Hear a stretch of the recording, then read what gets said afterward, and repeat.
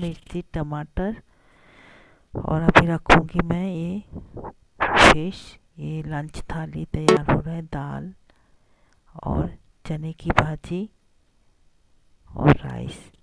अगर ये वीडियो पसंद आए तो ज़रूर लाइक करना, सब्सक्राइब करना और अपने फ्रेंड और फैमिली के साथ ज़रूर शेयर कीजिएगा। मुझे एक बात बोलने में बहुत ही ज़्यादा ख़राब भी लग रहा है, दुख भी लग रहा है।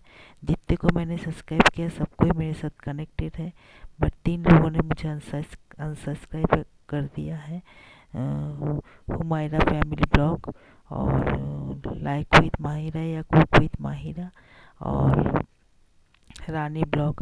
मुझे कोई प्रॉब्लम नहीं है, पर आप लोग जब मुझे अनसब्सक्राइब किए हो तो मैं भी करने में मजबूर होंगी, क्योंकि आप लोग अभी तक मेरे साथ कनेक्ट हो और मैं जाके लाइक शेयर कमेंट करती हूँ, आप लोग जानते हो। इसलिए प्लीज़ मेरे वीडियो से हट जाइए।